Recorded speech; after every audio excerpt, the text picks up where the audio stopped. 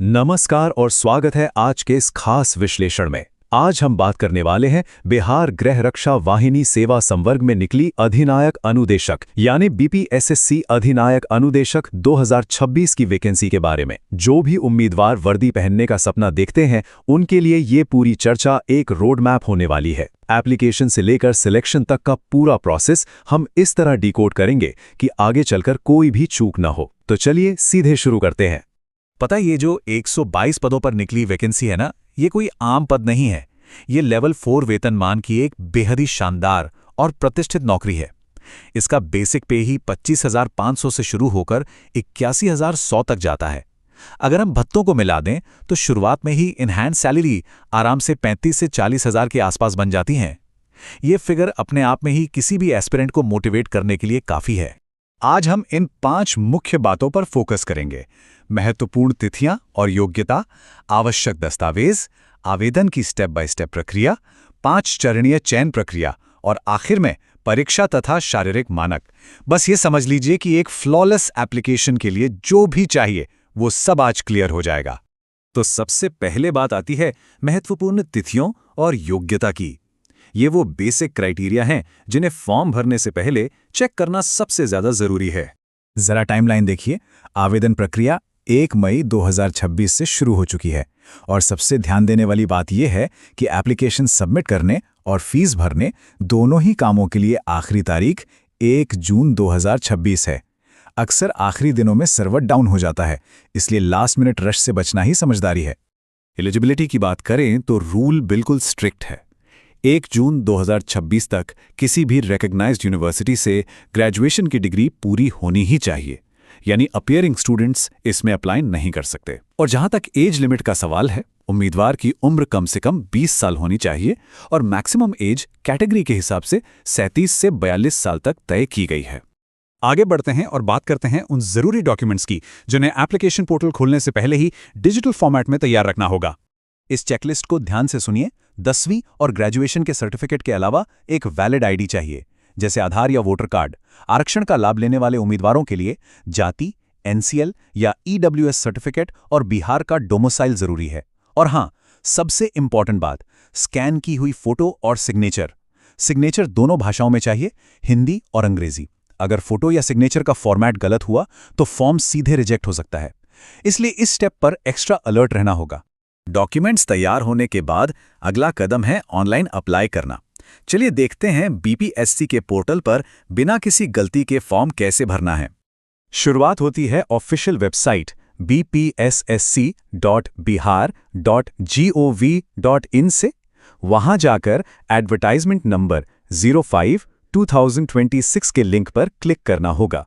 Basic details डालकर registration करना है। एक और बात ध्यान रखनी है कि मेन फॉर्म तभी खुलेगा जब एप्लीकेशन फीस पे हो जाएगी। ये फीस कैटेगरी के हिसाब से 400 से 700 रुपए के बीच है। फीस भरते ही एक रजिस्ट्रेशन आईडी जनरेट हो जाएगी। उसी रजिस्ट्रेशन आईडी का इस्तेमाल करके दोबारा लॉगिन करना है। फिर अपनी सारी एजुकेशनल डिटेल्स केयरफुली भरनी है और सही साइज में फोटो और दोनों भाषाओं में सिग्नेचर अपलोड करने हैं। एक गोल्डन रूल हमेशा याद रखें, फाइनल सबमिट बटन दबाने से पहले पूरे फॉर्म का प्रीव्यू जरूर चेक कर लें। अगर सब कुछ परफेक्ट है तभी सबमिट करें और आगे के लिए एक्नॉलेजमेंट रसीद का प्रिंट जरूर निकाल लें। यहां पर आयोग का एक बेहद सख्त रूल है जिसे बिल्कुल इग्नोर नहीं किया जा सकता। एक कैंडिडेट सिर्फ एक एप्लीकेशन। अगर किसी से फॉर्म भरने में गलती हो जाती है और वो सोचे कि चलो दूसरा फॉर्म भर देते हैं, तो ऐसी गलती बिल्कुल मत कीजिएगा। मल्टीपल फॉर्म्स डिटेक्ट होते ही सारे एप्लीकेशंस परमानेंटली रिजेक्ट कर दिए जाएंगे। तो फर्स्ट अटेम्प्ट में ही चीजों को ठीक से भरना लिटरली क्रूशियल है।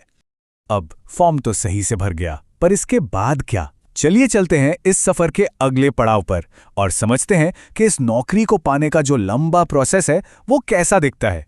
ये कोई आम सिलेक्शन प्रोसेस नहीं है दोस्तों, पूरे 5 अलग अलग चरणों से गुजरना होगा। सबसे पहले प्रीलिम्स यानी प्रारंभिक परीक्षा होगी, फिर आएगा मेंस। जो इसे क्लियर करेंगे वो फिजिकली टेस्ट होंगे पीईटी में। उसके बाद डॉक्यूमेंट्स की वेरिफिकेशन होगी और आखिर में मेडिकल फिटनेस चेक होने के बाद ही फाइनल मेरिट लिस्ट तैयार होगी। ये प्रोसेस अपने आप में एक लंबा मैराथन है। इन 5 स्टेजेस का नाम सुनकर लगता है कि आखिर इन एग्जाम्स और फिजिकल टेस्ट्स में पूछा क्या जाएगा। तो चलिए सीधे बात करते हैं परीक्षा के सिलेबस और फिजिकल स्टैंडर्ड्स पर। प्रीलिम्स और मेंस के फर्क को क्लियरली समझना जरूरी है। प्रीलिम्स में आएंगे 100 सवाल जो पूरी तरह जनरल नॉलेज पर बेस्ड होंगे, लेकिन ये सिर्फ एक स्क्रीनिंग टेस्ट है। असली गेम चेंजर तो मेंस एग्जाम है। मेंस में 2 पेपर होंगे। पेपर 1 हिंदी का होगा, जो सिर्फ क्वालिफाइंग है, पर ध्यान रहे पेपर 2 जो जनरल स्टडीज का है वही फाइनल मेरिट डिसाइड करेगा। और एक बहुत ही इंपॉर्टेंट डिटेल, दोनों ही एग्जाम्स में 0.20 की नेगेटिव मार्किंग है, तो अंधाधुंध तुक्के लगाना बिल्कुल ठीक नहीं रहेगा। फिजिकल एफिशिएंसी टेस्ट की तरफ देखें तो स्पष्ट हो जाता है कि पसीना बहाना आज से ही शुरू करना पड़ेगा। पुरुषों को मैक्सिमम 6 मिनट 30 सेकंड में 1.6 किलोमीटर की दौड़, 4 फीट की ऊंची कूद, 12 फीट लंबी कूद और 16 पाउंड का गोला फेंकना होगा। वहीं महिलाओं के लिए स्टैंडर्ड्स थोड़े अलग हैं। 6 मिनट में 1 किलोमीटर की दौड़, 3 फीट ऊंची कूद, 9 फीट लंबी कूद और 12 पाउंड का गोला। ये सब टेक्निकली क्वालिफाइंग जरूर है, लेकिन ग्राउंड पर इसे क्लियर करना सच में लोहे के चने चबाने जैसा है। तो इस पूरे विश्लेषण को देखने के बाद एक बड़ा सवाल ये बनता है, क्या इन किताबी चुनौतियों और फिजिकली डिमांडिंग स्टैंडर्ड्स दोनों को एक साथ फतेह करना आसान है? इसका जवाब तैयारी पर निर्भर करता है। अगर अभी से मेहनत शुरू कर दी जाए तो डेफिनेटली मुमकिन है। बस सबसे पहले आज ही बिना किसी देरी और गलती के अपना एप्लीकेशन सबमिट करके पहला स्टेप पूरा करें। आगे बढ़ने का ये सिलसिला यूं ही चलता रहेगा। ऐसे ही डिटेल में फैक्ट्स हम डिकोड करते रहेंगे। तब तक के लिए आगे की तैयारी मजबूती से चालू रहनी चाहिए।